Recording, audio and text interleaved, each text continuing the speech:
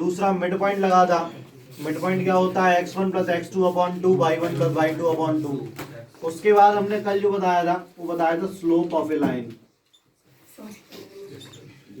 Slope of A line, जैसे ये line है, इसके कोऑर्डिनेट x1 y1 है और इसके कोऑर्डिनेट x2 y2 है और स्लोप निकालनी है, तो क्या होगा y2 minus y1 upon x2 minus x1। Slope को tan थीटा से भी रिप्रेजेंट कर सकते हैं, m बराबर tan थीटा भी होता है और dy ओवर dx भी होता है। ठीक है, अगर पॉइंट्स गिवन हो तो स्लोप क्या होता है, मतलब ढाल, झुकाव, ये जो एंगल बनना है।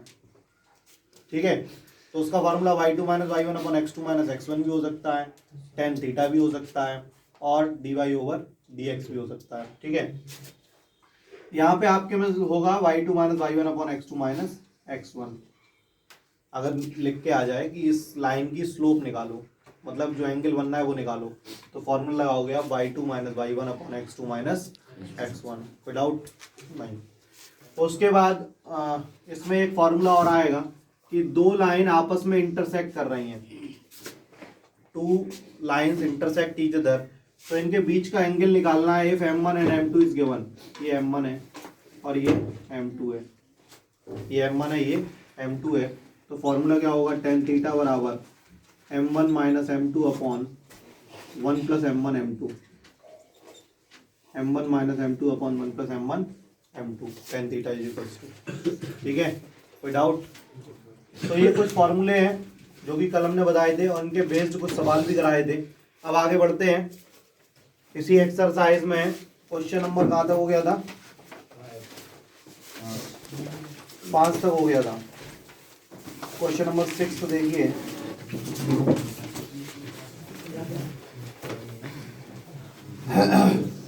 Without using Pythagoras theorem. 6th question क्या है जरा देखिए। 6th क्वेश्चन है एक्सरसाइज 10.1 का क्वेश्चन नंबर 6 है कि विदाउट यूजिंग पाइथागोरस थ्योरम, बिना पाइथागोरस थ्योरम के यूज किए हमें ये प्रूव करना है कि एक राइट एंगल ट्राइंगल है, it is a right angled triangle. तो ये क्या है, 4,4 है, ये क्या है, 3,5 है, और ये क्या है, -1, -1 है। ठीक है, ये A है, ये B है और ये C है। ठीक है, अब कैसे प्रूव करेंगे उसको समझो। सबसे पहले स्लोप ऑफ ए बी निकालो, स्लोप ऑफ ए बी का स्लोप निकालें। ठीक है, क्या होगा, m1 is equals to y2 minus y1 upon x2 minus x1, तो 5 माइनस 4 अपॉन 3 माइनस 4, तो 1 अपॉन -1, दैट मीन्स -1 आया। अब स्लोप ऑफ ए सी निकालें, स्लोप ऑफ ए सी क्या होगा, y2 minus y1 upon x2 minus x1, तो -1 -4 अपॉन -1 -4, तो -5 अपॉन -5, दैट मीन्स 1। तो ये आ गया, m2 क्या आ गया, 1। अब कोई भी दो लाइन आपस में परपेंडिकुलर होती हैं, तो if two lines are perpendicular to each other then m1 into m2 is equals to -1। कल हमने बताया था कि अगर m1 इंटू m2 -1 आ जाए तो then they are perpendicular to each other. तो यहाँ पे देखना, m1 क्या है, 1 और -1, और m2 क्या है, 1, दैट मीन्स ये -1। सो AC is perpendicular to AB. AC is perpendicular to AB. Then it is a right angle triangle. बात समझ में आई? हमने इसका स्लोप निकाल दिया, इसका स्लोप निकाल दिया और दिखा दिया कि m1 into m2 is equals to -1 हो गया। और जब m1 इंटू m2 -1 हो गया तो वो एक दूसरे पर परपेंडिकुलर है, then ABC is a right angle triangle. कोई डाउट नहीं है? नोट करिए। 7. Find the slope of the line which makes an angle of 30 degree with the positive direction of y-axis measured anti-clockwise। मतलब क्या है, find the slope of a line, एक line की slope निकालनी है which makes an angle of 30 degree with the positive direction of Y axis. Y axis की positive direction कौन सी हुई है? ये तो हुई ऊपर वाली, ये तरीके से with the positive direction of Y axis measured anti clockwise, measured anti clockwise, यही तो होगा। ठीक है, मतलब ये एंटी क्लॉकवाइज 30 डिग्री का एंगल बना रही है ये लाइन। ठीक है, तो क्लॉकवाइज कितने का बनाएगी? ये 60 का बनेगा, बात समझना, 60 का बनेगा, ये 60 हो जाएगा,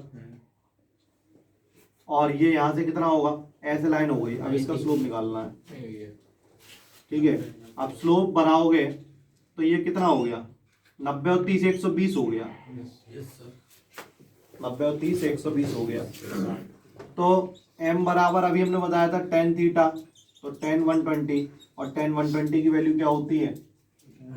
देखो tan 60 की वैल्यू होती है √3, तो tan 120 की -√3, तो इसका स्लोप -√3 आएगा। फिर से समझ लेना जरा, मेरी बात समझना। ये y एक्सिस है, पॉजिटिव डायरेक्शन, उसने कहा कि एंटी क्लॉकवाइज वो एंगल बना रहा है y एक्सिस से 30 का। तो जब यहां से 30 का बना रहा है और ये टोटल कितना है?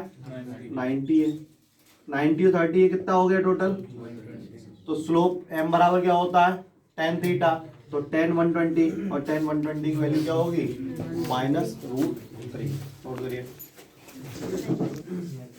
से, और इनको प्रूव करना है they are collinear to each other, they are collinear. ठीक है, वो कॉलिनियर है, ये प्रूव करना है। और इधर पॉइंट्स आर x, -1, 2, 1 और 4, 5। x, -1, 2, 1 और 4, 5। ठीक है, ये प्रूव करना है ये कॉलिनियर है। तो कैसे करेंगे, एक चीज समझना जरा। पहले स्लोप ऑफ ए बी निकालो।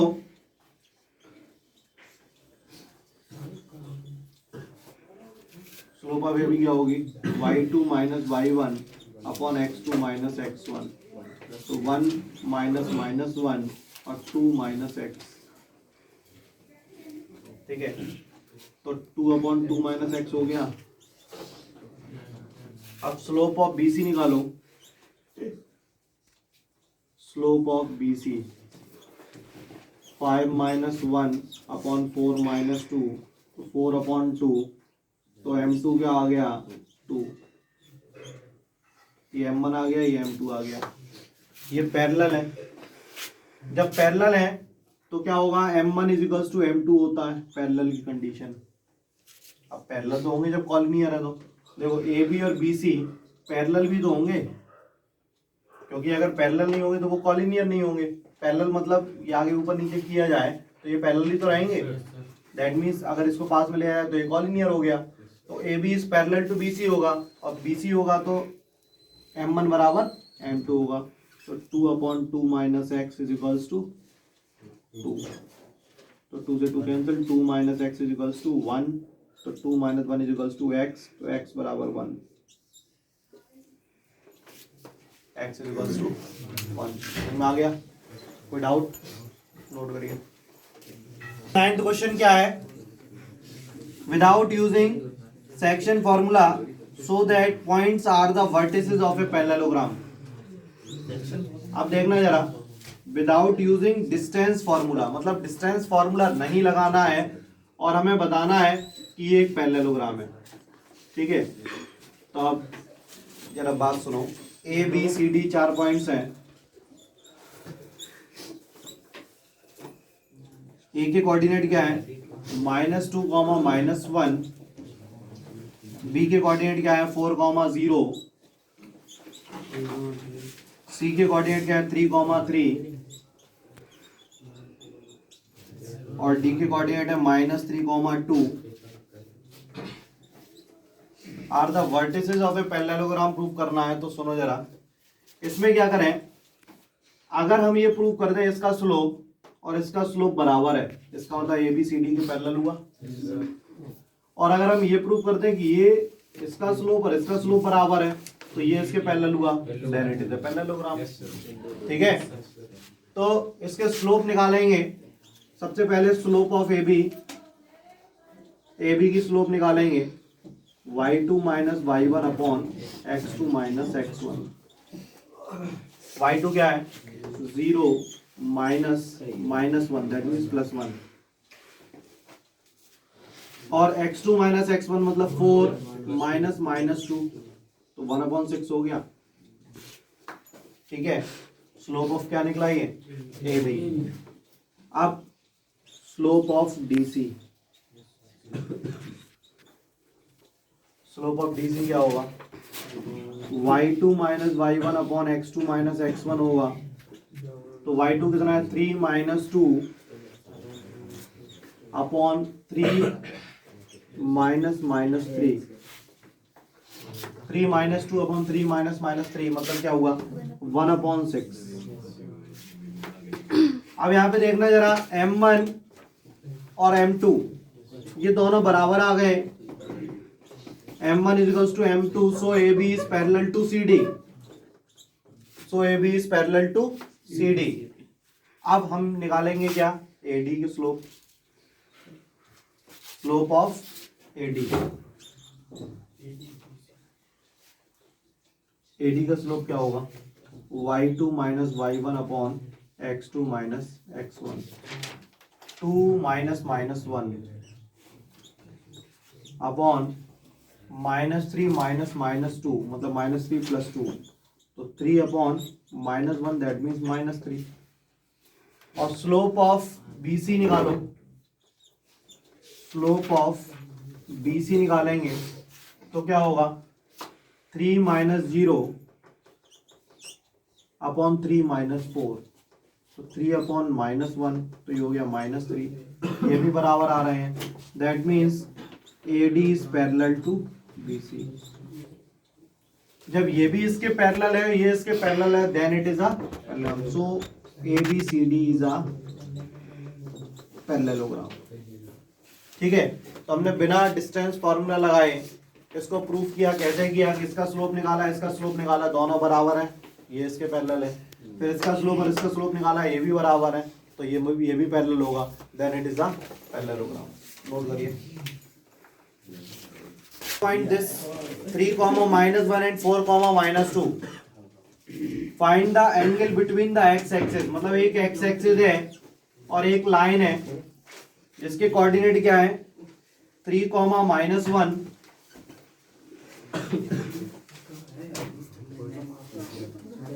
and 4, -2।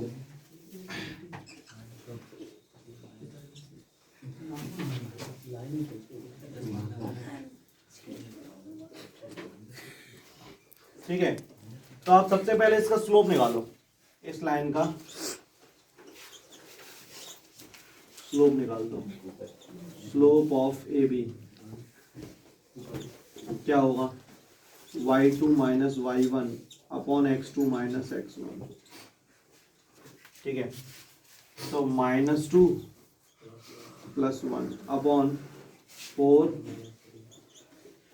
-1 upon 1 that means -1। अब देखना जरा, ये एंगल बनना है तो ये स्लोप ही तो हुआ, तो tan θ = -1, tan θ = और tan में -1 वैल्यू कितने की होती है, 135 की। tan 45 की 1 होती है, तो tan 135 की -1 होगी,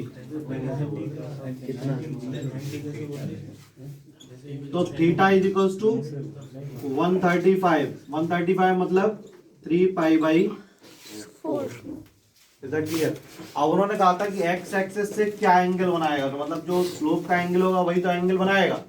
और स्लोप का एंगल कैसे निकालेंगे, पहले स्लोप निकाल दिया, और m = क्या होता है, tan θ होता है, तो tan θ = क्या हो गया, -1, और tan में -1 कितने की वैल्यू होती है, 135 की, तो थीटा क्या हो गया, 135। क्वेश्चन नंबर 10 तक हो गया है। इस एक्सरसाइज के 4 क्वेश्चन रह गए हैं। ठीक है, तो नेक्स्ट एक्सरसाइज स्टार्ट करेंगे।